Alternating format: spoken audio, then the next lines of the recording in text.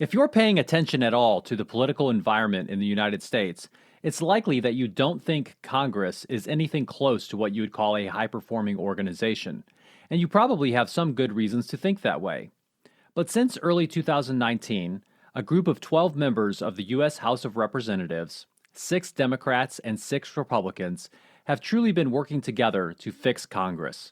It's called the Select Committee on the Modernization of Congress. Representative Derek Kilmer from the state of Washington chairs that committee, and he joined us to talk about their work. We talked about the origins of the committee, the recommendations it has produced, and much more. Stay tuned for this wonderful conversation with U.S. Representative Derek Kilmer. Welcome to the Indigo Podcast, an exploration of human flourishing at work and beyond. I'm Ben Barron of Indigo Anchor and Cleveland State University. And I'm Chris Everett of Indigo Anchor. For more information, please visit us at www.indigopodcast.com. Representative Kilmer, welcome to the Indigo Podcast. Great to be with you. Thanks for having me. Yeah, thanks for joining us. This is the first current political person that we've had. We had Mike Davila on earlier, And John Kroger. That's right. But I guess let's just start with this episode's about modernizing Congress. So why do we need to modernize Congress? Well, I will start off by acknowledging that as a member of Congress, I'm part of an organization that, according to recent polling, is less popular than head lice, colonoscopies, and the rock band Nickelback. And based on what you've seen over the last many years, you've got a pretty good sense of why that's the case. You've seen government shutdowns, you've seen bickering that often looks like it's a takeoff on the Jerry Springer show. And I think at this point, as an institution, Congress is punching below its weight. My observation is most functional organizations do some introspection. The ones that do it well do it regularly and try to figure out how they can improve their performance.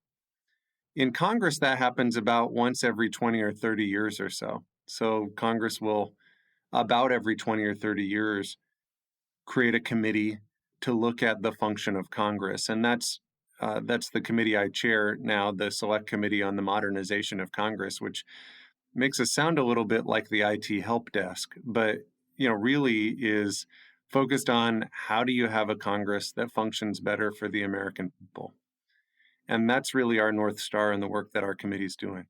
Fantastic. So whose idea was it to start this select committee? So about 3 years ago, you started to see some conversations a few months before the election to say, right now, we don't know who's going to be in charge. And can we have some discussion around maybe changing some of the rules of this place so that it might function a little bit better? And you had Democrats and Republicans sitting down around a table saying, let's look at the beginning of each Congress, there's a rules package where you basically set the rules of the road. And we started identifying things that should change. And interestingly enough, we would have these conversations, and inevitably someone would mention something like, and we need to, fix how Congress uses technology. And we would say, well, that's not really a rules thing. That's definitely a thing. Congress has been described as an 18th century institution using 20th century technology to solve 21st century problems. But it's not really something that should go in the rules package. So we kind of put it in this sort of, the player to be named later box, right? And then someone would say, well, and we got to do something about staffing. Congress is notorious for burning through staff and having a low rate of retention. And we all acknowledge, that's a thing that needs to be worked on, but probably not in the rules package. And we identified probably a dozen of those types of issues. At which point we said, so what should we do? We had some good ideas around rules changes. And then we said, so what do we do with this package of things that also requires some analysis and hopefully some engagement? And we said, well, 30 years ago, there was a committee to fix Congress. And 20 years before that, there was a committee to fix Congress. And about 30 years before that, there was a committee to fix Congress. So what if we propose as part of the rules package a committee to fix Congress? So that was really the genesis of this.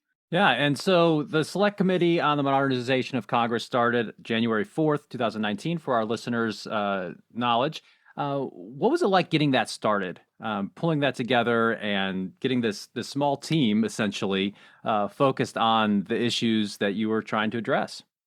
So it was interesting in part because if you look at the history of these select committees, they're not very successful. If you look at modern history, the previous Congress, there had been a select committee on budget and appropriations process reform that passed 0 recommendations. Before I got to Congress, there was the super committee on deficit and debt reduction. That committee passed 0 recommendations. And so when we got assigned this task, my initial thought was, how do we do something different, right? Because if we can all acknowledge that things have not worked, then we got to do something a little bit different.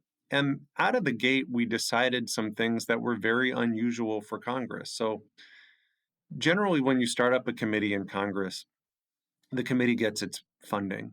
And the first thing that happens is very simple math. You divide by 2, and Democrats get their half of the money and Republicans get their half of the money. And Democrats take their half and they hire people with a Democratic background who put on blue jerseys, and Republicans take their half of the money and they hire people with a Republican background who put on red jerseys, and then you spend the rest of the time fighting with each other. And I approached my Republican counterpart and said, so here's a crazy idea. What if we don't do that? What if we take these resources and we commit to each other that we'll hire a team, some of which will have a Democratic background and some of whom will have a Republican background, but we'll have one team and they'll all put on fixed Congress jerseys. And to the credit of my Republican counterpart, Tom Graves at the time, now William Timmons from South Carolina, in both instances, they said, sure, I'm game for that. And so immediately you kind of started the committee on a different pitch, right? Like it was, when you come to our committee, it feels a little different. We've also experimented with some things that are a little bit unusual for Congress. So I've never been part of any sort of functional organization that doesn't at the beginning of a process say, so what's our mission and what do we want to get done? And yet that's exceedingly rare in Congress. And so, as an example, we had a bipartisan planning retreat where we took over a room at the Library of Congress and spent a day basically saying, what do we want to do with this committee? And actually, we started from a more simple place of, so why did you come to Congress? And how has it met or failed to meet your expectations? And that really unearthed, if you were a fly on the wall in that room, you wouldn't have known who the Democrats were or who the Republicans were. But it really unearthed some things that our committee could get to work on together. And in the months and now in the years since the committee was established, we've also been doing things a little bit different just in terms of basic operations. Generally, if you watch C-SPAN, one, you have too much time on your hands. But if you watch C-SPAN, you'll find that in every committee in Congress, they sit on a dais. Democrats sit on one side, Republicans sit on the other. We decided not to do that. We wanted Democrats to sit next to Republicans and Republicans to sit next to Democrats, because when you hear a witness say something insightful, your genetic tendency is to lean over to the person next to you and say, well, that's kind of interesting. What do you think of that? And we wanted it to be someone from the other party that you do that with. We've stopped sitting on a dais. We now sit around a round table, because when you sit on the dais, you have 2 rows on our committee. I've never found that my best conversations happen with the back of someone's head. And so we've tried to do some different things with this committee that may seem cosmetic, but I think really matter if you're going to have an approach that's focused on trying to get past the sort of tribal instincts of Congress, which really are among the most problematic things facing the institution. Yeah, I think that's so good, and there's data to support that. If you go to the Harvard School of Negotiation, they'll talk about body positioning. If you can sit next to the person you're trying to have a negotiation with, rather than across, which is more, maybe conflict oriented. I think there's a lot of structural opportunities that don't require somebody waving a big flag or updating their positions on their website, right? That might facilitate those things. And that's what's so interesting to me about this committee. Now, just for our listeners to give them some background, what's the difference in a select committee and what's special about that kind of committee? Yeah, select committees are considered, they have an expiration date on them.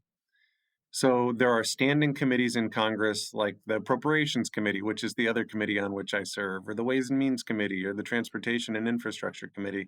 They're there forever, right? Or until Congress decides to change committees. A select committee has an expiration date and is assigned a specific task. So in this Congress, you've seen, for example, the January 6th committee has an assigned topic and a set amount of time. The select committee on the climate crisis, same thing. And then our committee initially was given 1 year, either because we were slow or because people liked what we were doing. We got an extension and then a second extension. And so we're continuing to just sort of plug away on ideas to make Congress work better. Now, coming out of the business world and private sector, we have this idea of continuous improvement. Why wouldn't Congress just keep doing this until Congress is perfect, which will probably be ongoing, right? If you ask me, Congress should always have a function like this, whether it's done through a select committee or becomes part of the function of another committee. But I have the same reaction you do. This should not be a once every 20 or 30 years exercise. Congress should be consistently focused on how to do things better. One thing I'm curious about is your background, right? So you are a former consultant, you were at McKinsey, you have a PhD in social policy from Oxford. This is not your first rodeo in an elected office. You served in both houses of the Washington State Legislature for a combined 7 years before you were elected to the House in 2012. I'm curious to know, just personally, how do you think your background has shaped your approach toward Congress and towards this committee in particular? Yeah.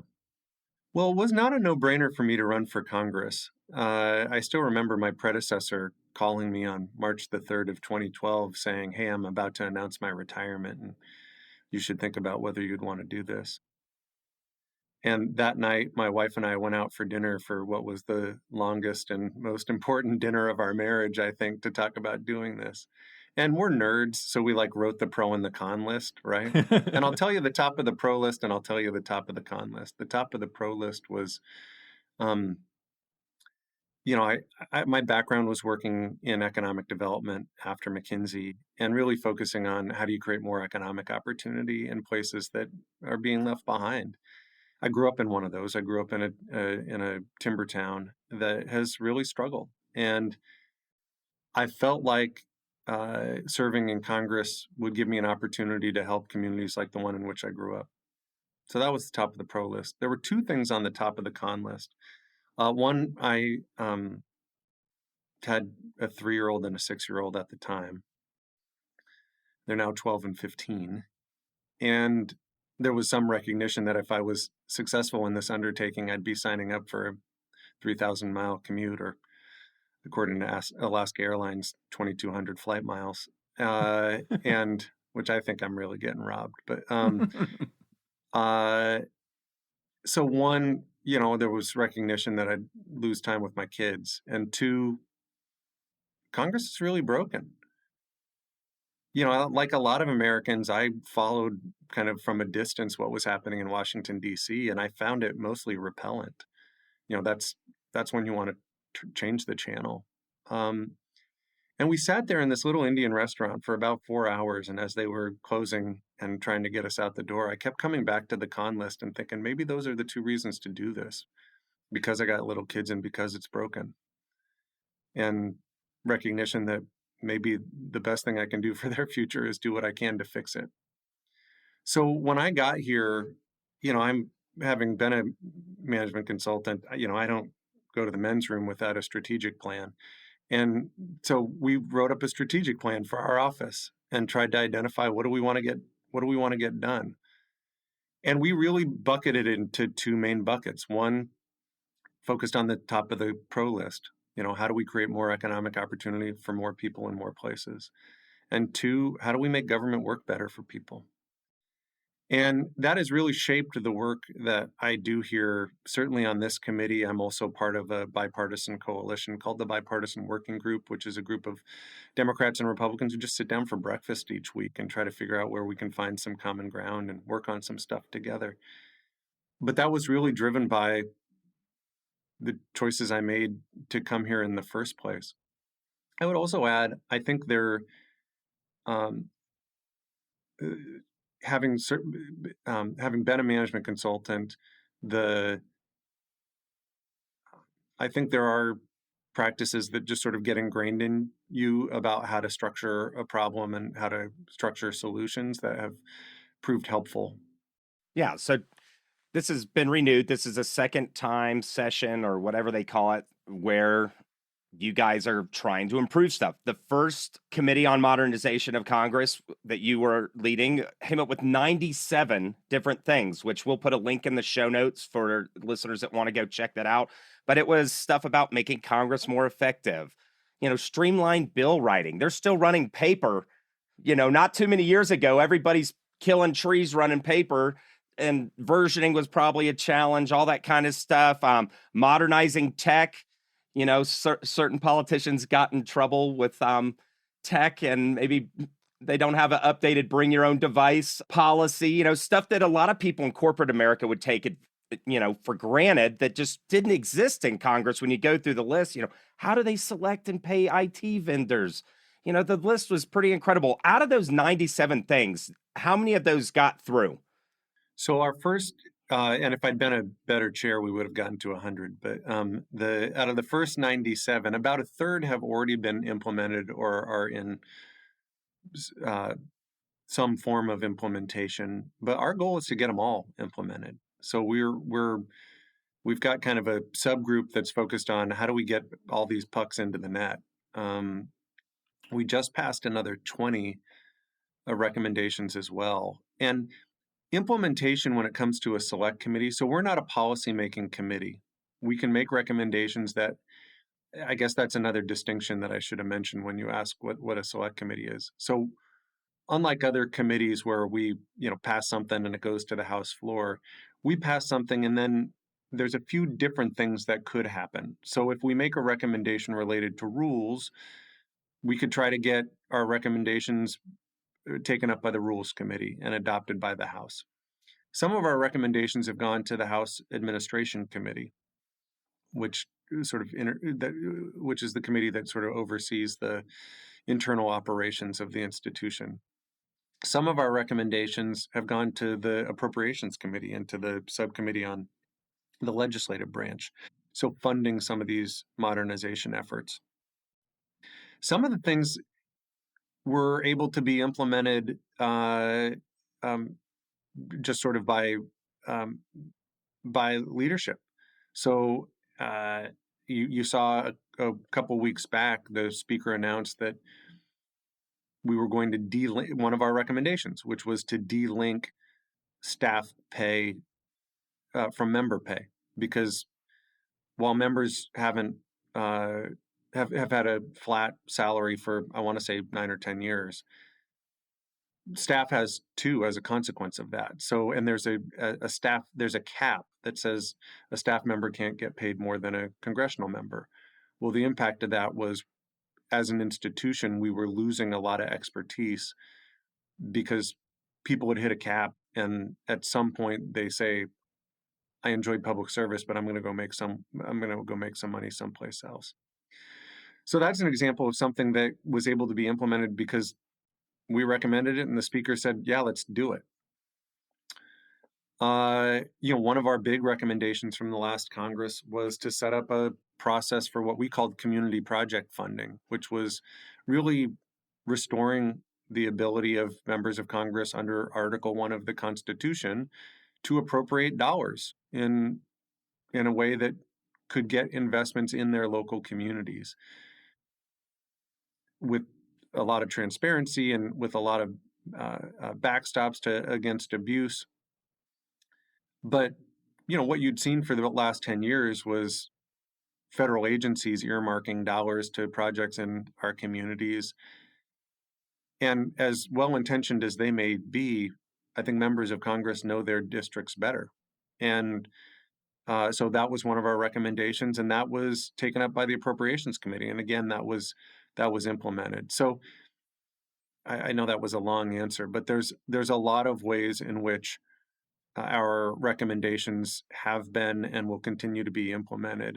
And again, our goal is not to make recommendations that go into a white paper and get stuck up on a shelf. Our goal here is to make recommendations that make Congress work better and that actually get implemented. Now, there's 535, if you count the House and the Senate, right, of you guys. And it's hard for a layperson to get a sense that, I don't meander the halls of Congress, checking in on conversations. But what seems to be the palette for these kinds of bipartisan change? I mean, the media is always going to play the salacious story, or, somebody's, you got representatives walking around with their piece strapped to their side, and somebody's yelling that the president's an idiot. I mean, that can't be the day-to-day you can't stay angry that long, right? It's a mixed bag. So in the House, there's 435 members.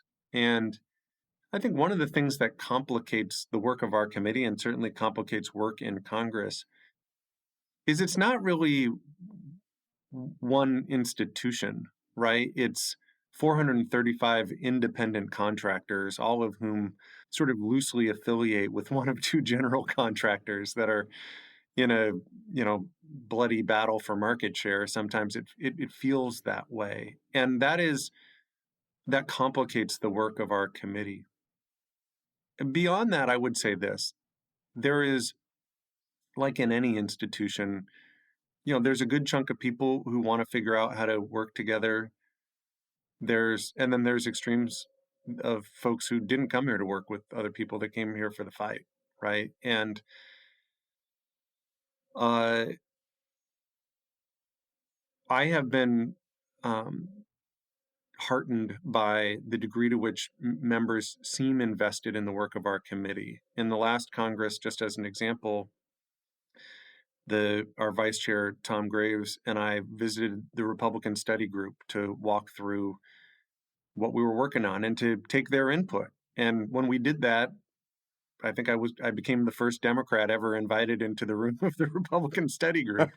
We invited my Republican counterpart into meetings with the Progressive Caucus and with the New Democrat Coalition. And so we're really trying to understanding that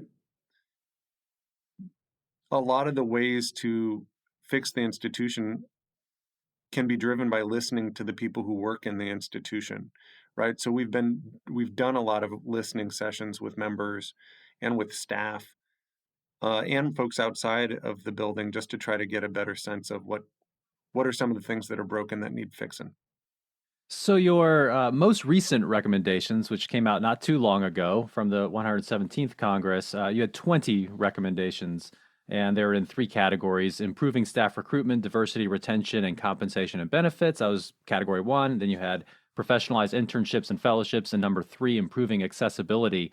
What's your sense of how those are going to be moved towards implementation? As kind of question number one, and then question number two is: do you anticipate adding more recommendations on, maybe to get to your 100, perhaps in this round?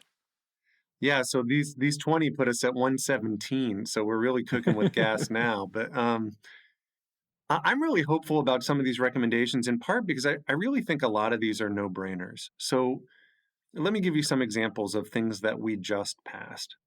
I mentioned that Congress as an institution is 435 independent contractors. That is also true as we staff up our offices. There isn't any sort of standardization of what does a legislative assistant get paid or what does a scheduler get paid. So one of our recommendations was that there should be a searchable database that provides real-time payroll information so that if you have a vacancy for a staff assistant, you can look at kind of what's the going rate for a staff assistant, what's the range? Because right now everybody's kind of flying blind. The value of that is hopefully it escalates pay. And let me take a step back about why that matters. The average tenure in a congressional office is about 3 years. And so what you see is just sort of a persistent brain drain out of the institution. And if you go back to core principles, if our core principle is make Congress work better for the American people, then you actually have to build up that capacity and you have to build up the brains of the institution. That's problematic if every 2 or 3 years the knowledge base is wiped clean. So one of our goals has been to recruit and retain and have more diverse staff. And some of that's going to be around compensation. There's other ways that people can be compensated beyond just their pay. So we recommended expanding the student loan repayment program to include tuition assistance. I'll give you a quick example. So I had a few years back MLA, which is a legislative assistant who focuses on defense issues, military issues. They wanted to go to night school and get a graduate degree in national security policy. There is no, despite the fact that 70% of Fortune 500 companies have tuition assistance programs, there is nothing like that in Congress. There is a loan repayment program after you're done, but that creates a perverse incentive to leave and come back, right? And again, if our goal is to retain talented people, we ought to, Congress as an institution ought to provide things like that. One of our recommendations was to provide professional certifications so that, you know, and you see sort of the creation of a burgeoning staff academy where people can say, I want to learn about this, and the institution is beginning to offer trainings on that front.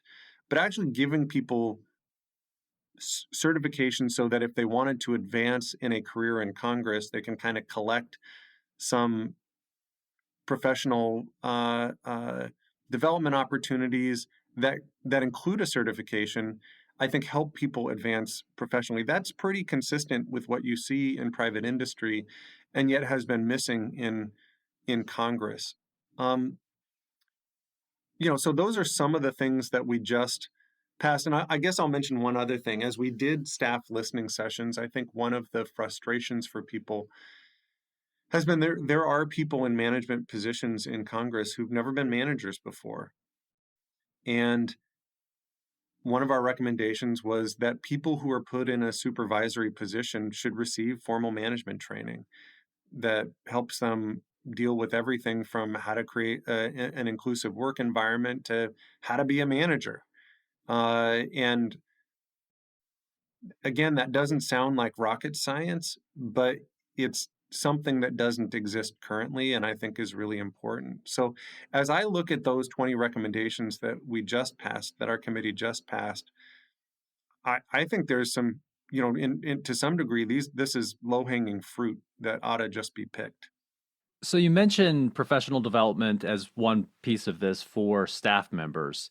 It makes me wonder about professional development for members of Congress, right? Obviously, I've never been in an elected office, but my observation, or at least my assumption, is that most of kind of how you learn to do your stuff is through maybe some mentoring on an informal level, right? More senior people kind of telling you how to do things, and then you have the continuity of some staff members who help you kind of see how to do stuff. But might there be any value in having that type of development on, it could be, on various routine things, how to get stuff done, and also maybe some of these cultural norm type things about what it really means to be a member of this institution? What do you think? Yeah, that was one of our recommendations in the last Congress. So we recommended that, again, it was strange for me to come to Congress because, with the exception of freshman orientation, and I'm happy to talk about freshman orientation if you're interested, there's really no ongoing professional development. That's it. So I still remember, and that is a contrast. You mentioned I came out of a state legislature. When I became a committee chair, there was something called the National Conference on State Legislatures. And when I became chair of the Higher Education Committee, and I remember reaching out to NCSL saying, "So how do I be a good committee chair?" Now that was like the early mid 2000s, and at that time they sent me their 3 CD set on how to be a good committee chair, right? And I listened to it on my drive to Olympia, right? And it was kind of the how to succeed in business without even trying. It's like step 1 of being a good committee chair, right? But I found it really helpful, and that does not exist. There's required ethics training. Now Congress uh, um, has had some uh, uh, uh, training, some additional training, but it's more to not run afoul of rules, and it has not been geared toward how do you be a better legislator who can get things done for your constituents, right? So there's no training on negotiation or on how to be an effective communicator or those sorts of things. So that was one of our recommendations, was to establish that for Congress. Yeah, so we're consultants as well as podcast people, so we totally get what you're doing. And when we looked on June 24th of this year, you had the full committee hearing with Rethinking Congressional Culture, lessons from the field of organizational psychology and conflict resolution, where you basically brought in a bunch of experts and said, hey, tell us what we should be doing because we're probably not doing this. You were a McKinsey guy. You would get hired to come in and say, hey, what are we not doing? What do we need to do? The lack of training for managers is rampant in the civilian, regular business industry world. It's a monkey see, monkey do approach to leadership. People say, oh, I believe in leadership, not management. It's like, well, you got to do both, And so it was interesting to see you bring those experts in.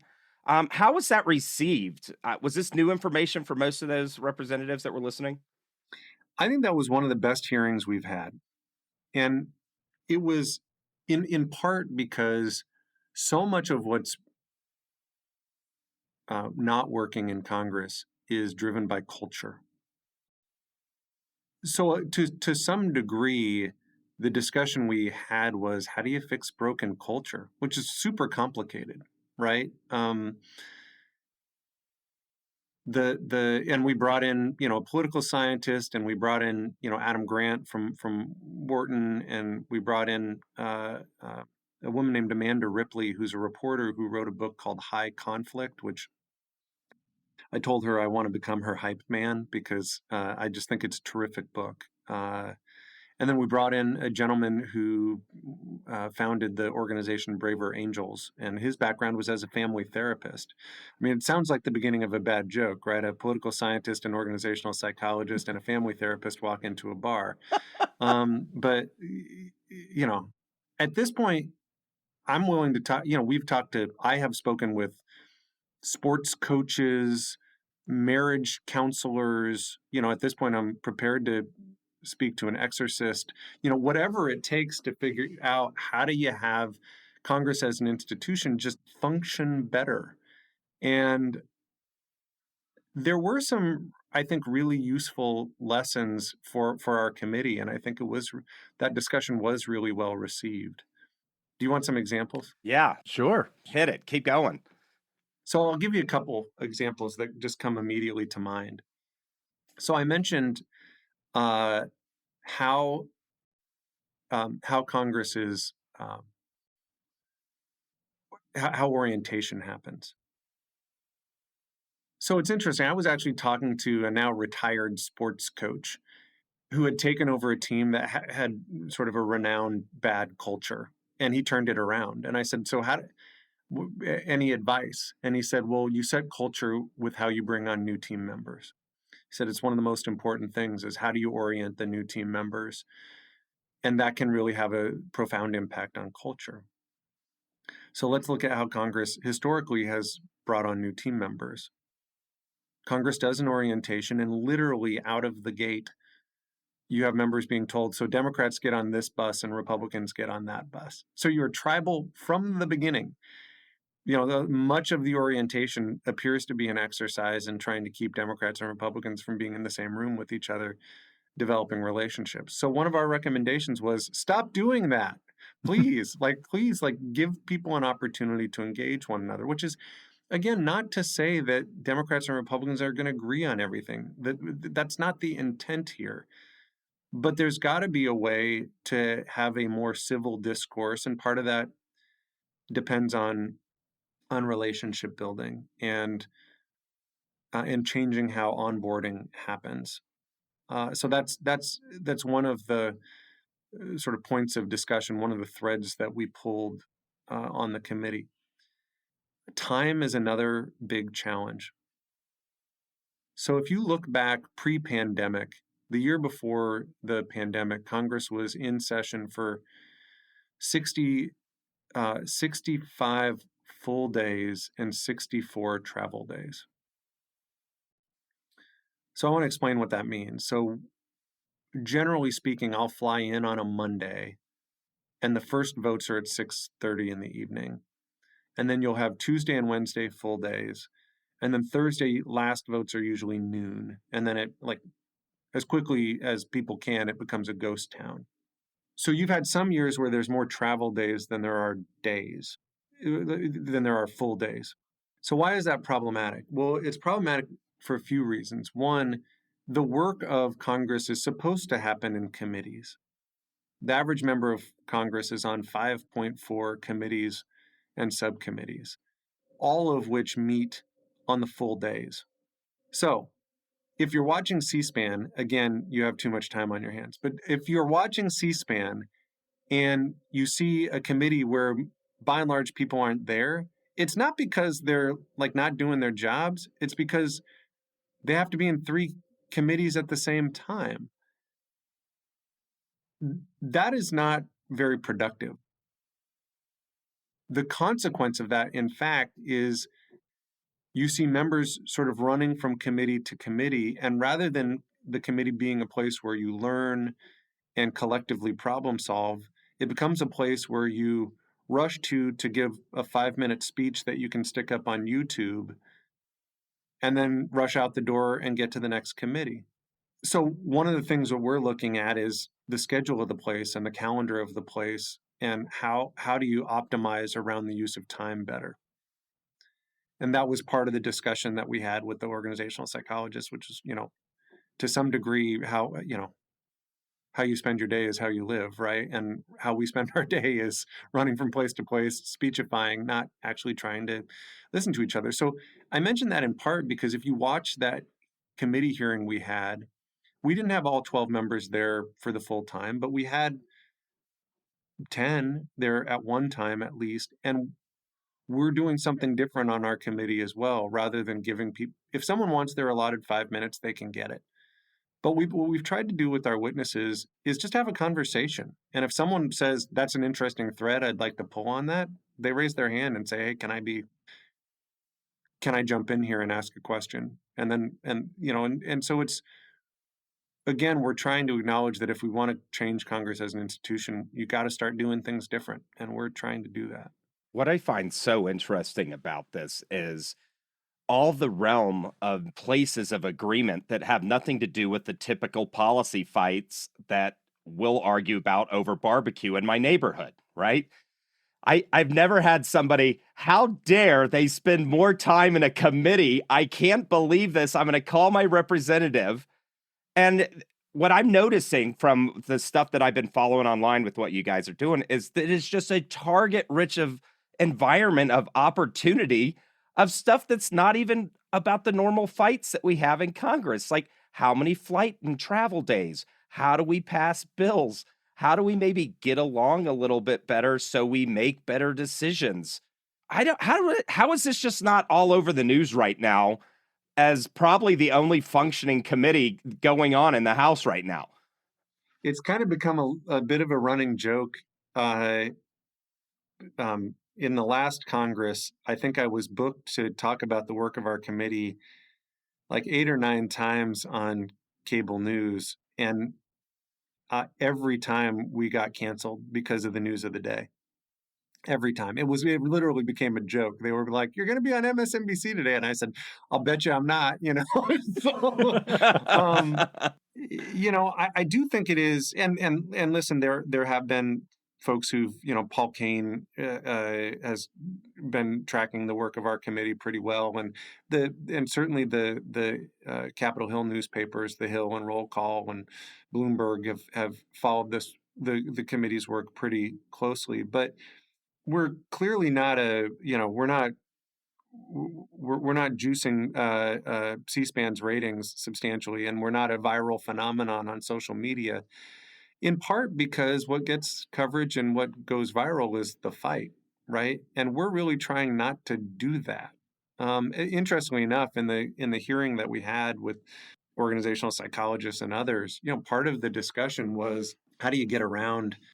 Amanda Ripley in her book has this concept that I thought was really thoughtful. She calls them conflict entrepreneurs, people who profit off of creating conflict. And Washington D.C. is full of that, right? And so part of our discussion as a committee is how do you change that dynamic where the people who are trying to just get pucks in the net for their constituents are getting are getting maybe a little bit more attention or positive feedback rather than just the folks who are breaking dishes. Did anybody say you should come in without pants regularly? That would probably make the news. That would make the news. One thing that I think was really interesting, and I encourage our listeners to all go check out the YouTube clip of this this particular full committee hearing that we've been talking about on rethinking congressional culture.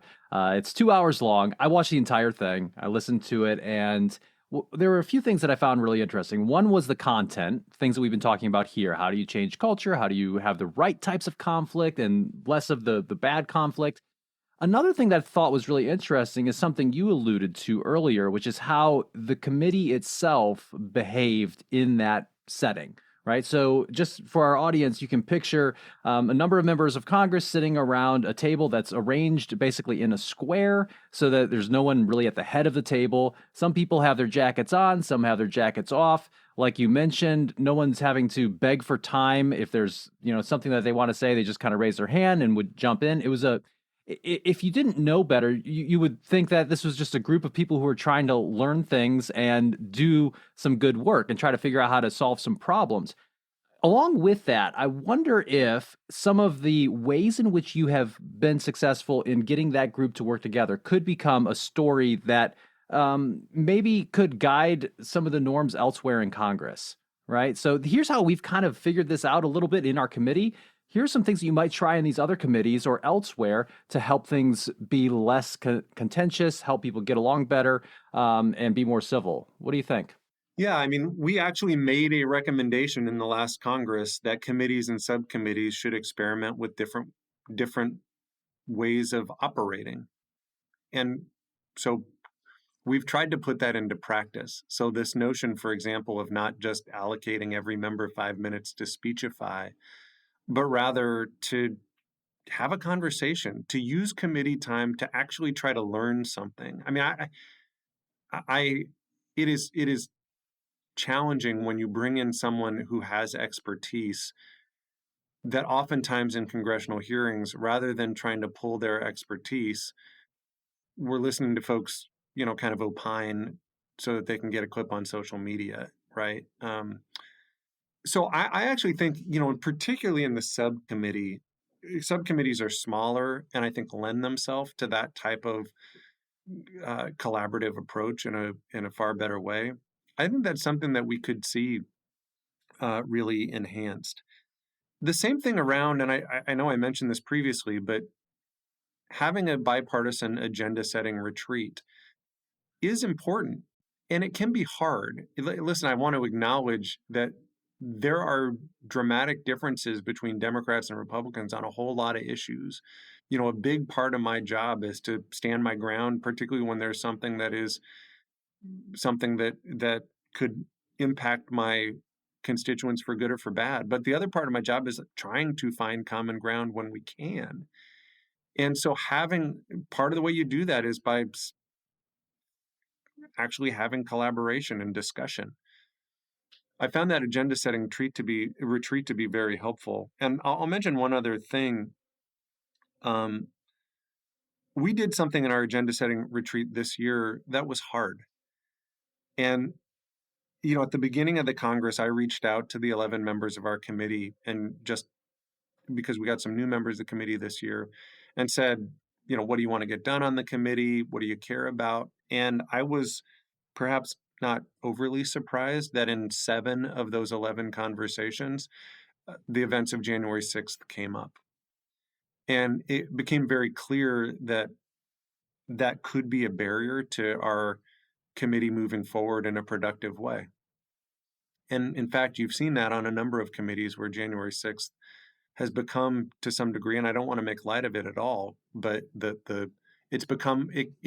has the potential to become that argument you got into with your partner, where 5 years later, where you can't decide what to have for dinner, it gets thrown back in your face. And so part of our agenda setting retreat this year was we brought in an outside conflict resolution expert who actually kind of walked us through how are folks feeling about this, and how might that inform or make more challenging the work of our committee.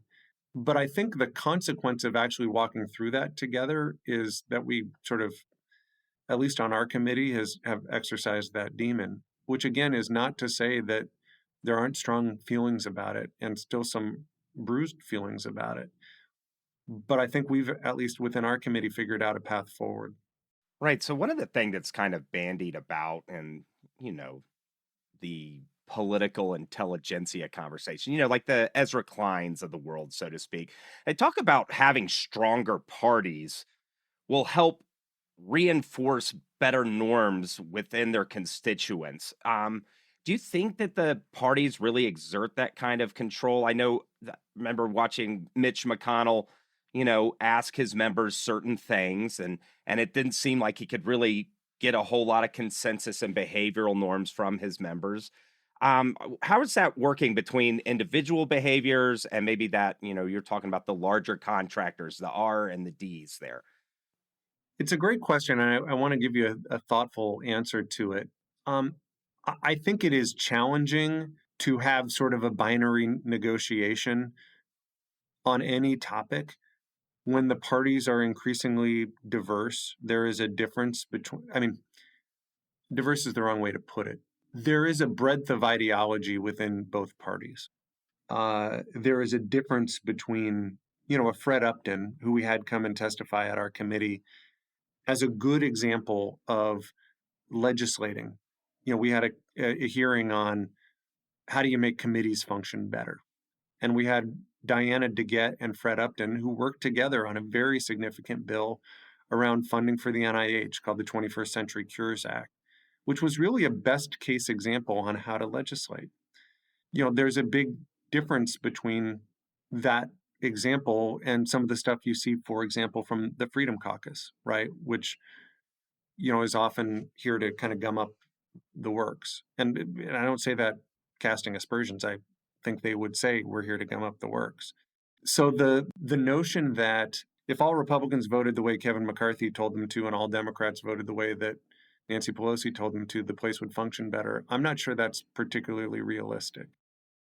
So the question becomes, in light of that, I really do think it's, I mentioned it's 435 independent contractors that are really kind of loosely affiliated with the two general contractors.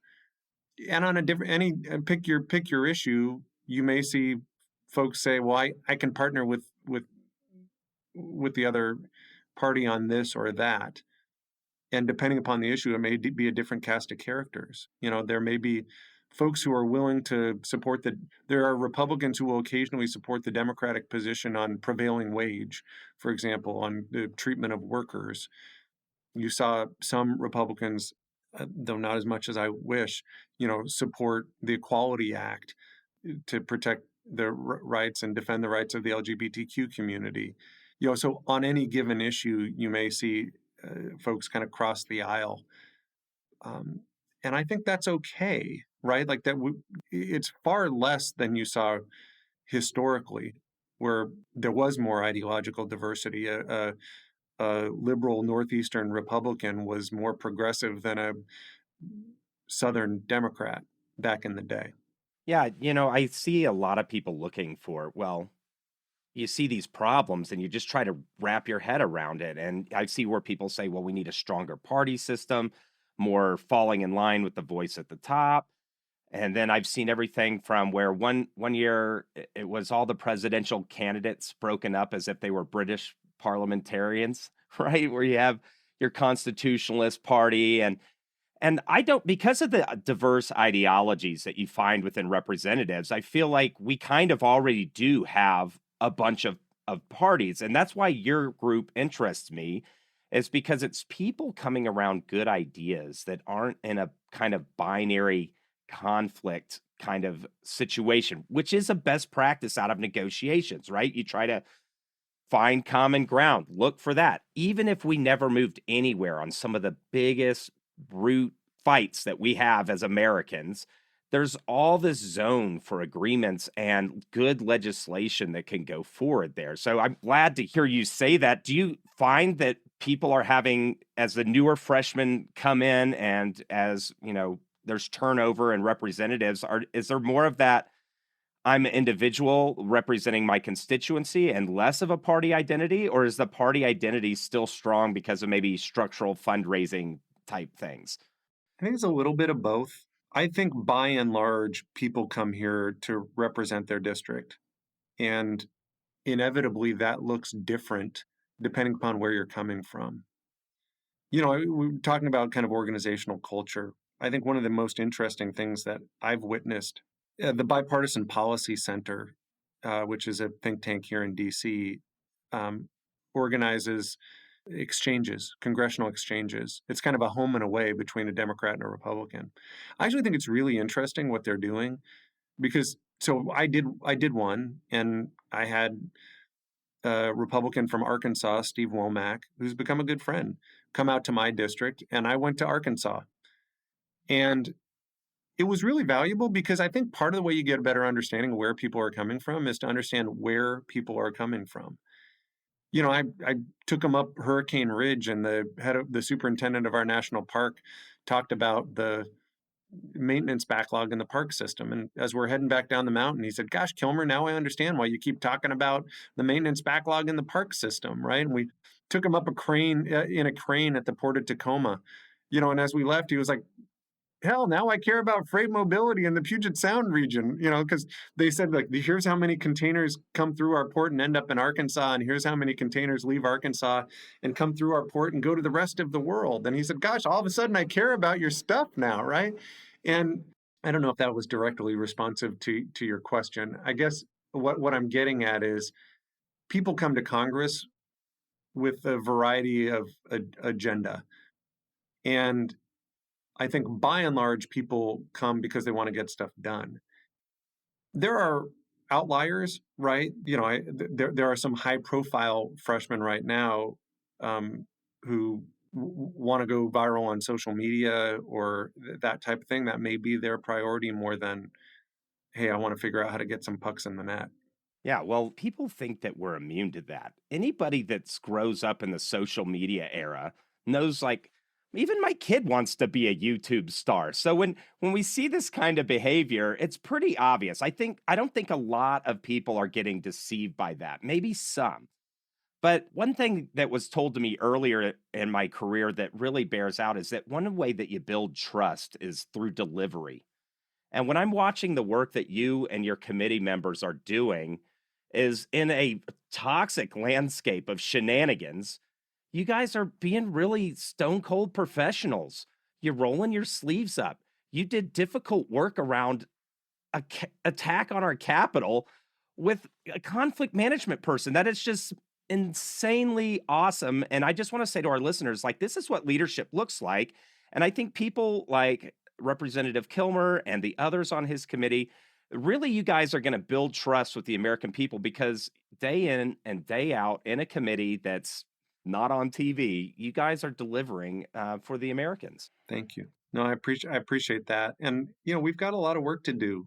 I think part of the reason you've seen our committee get extended now a couple times is just a recognition that we're on the right track and that there's plenty meat on the bone when it comes to doing things to make Congress work better. And we're gonna try to get at as much as we can within the time our committee exists. So we've talked a lot about your committee. We've talked about the great work you've been doing. And maybe there's some Americans, and we have international listeners too. Maybe they're thinking about their political processes as well. What would you say to those folks out there who are like, this sounds amazing. How can we support this? How can we maybe make sure that it continues, make sure that the recommendations that this committee makes actually be implemented? What would you say to folks who are curious about that? A few things. One, I encourage people to follow the work of the committee. You mentioned our website is modernizecongress.house.gov, and we've got social media sites, and we put up our hearings on our site. So one, just staying informed. Two, every person who's listening to your podcast who lives in the United States is represented by somebody. And I encourage them to reach out to their member of Congress and really to engage them on the work of fixing Congress. I think one of the most important things we can do is just have the institution function better. And I think it's fair for constituents to say, hey, how what are you doing? How invested are you in making Congress work better for the American people? And then three, we have on our website the ability for the public to engage, to if they have ideas, if they have suggestions. We're trying to kind of crowdsource. I mentioned we've been pulling on experts, but among the experts are just the American people, know how things ought to work and how things shouldn't work. My observation is the American public is exhausted with the dysfunction in Washington, D.C., and they're right to be exhausted. And I think the citizenry at large is and should be as invested as anybody in seeing this committee work. Well, I'll be sure to let my representative, Dave Joyce, who is on the committee, to let him know that he should continue being on the committee. So thank you for that. And I suppose I'll just, as we close here, is there anything else that you would like for our listeners to know about what you're doing, about the modernization of Congress? We'll let you have the last word. There's a few things that kind of come to mind, and I appreciate your feedback on the work of the committee. Let me say a few things. One, it is definitely not sexy to be an institutionalist, right? It is not viral to be trying to fix the institution. I mentioned with great respect my former vice chair, Tom Graves, who was, I think, really constructive, and his seat is now filled by Marjorie Taylor Greene, who is one of those viral freshmen, but who has a very different approach to the job than Tom did, right? And I don't say that with disrespect. I think that is just a truism. And I keep coming back to when I think about the work of the committee and just efforts to make institutions function better. You want to be what former Secretary Gardner referred to as a loving critic. You don't want to be an uncritical lover. You don't want to love the institution so much that you avoid giving it the sort of life-giving criticism that's required to improve. And you don't want to be an unloving critic, right? You don't want to just treat the institution like the piñata at the party, which is easy, right? The most popular thing I can do back home is bash Congress. And there's a lot of reasons to bash Congress. But I think what you've seen, and you mentioned David Joyce as your member of Congress, I think he's a great example of this, as someone who is a loving critic of the institution, who is willing to criticize it, and there's plenty of reasons to do so, but in a way that's really focused on making the institution function better, not trying to burn it to the ground. And I hope as people sort of follow the work of our committee, that's the lens through which they can do that. That's certainly the lens through which I've engaged on this committee. I think we really owe it to the American public to have a Congress that works better for them. And I know that I owe that to my two kids. So that's why I keep doing this work, and appreciate your interest in our committee's work. Well, Representative Kilmer, thank you so much for being a part of the Indigo Podcast. Thank you. Thanks for listening to the Indigo Podcast. If you like this podcast, please consider helping us by rating us on Apple Podcasts or wherever you listen, telling your friends about us, having us on your podcast, or mentioning us on social media. Our website is www.indigopodcast.com, where you can access more information about us and this episode. Thanks again, and we look forward to talking with you again soon.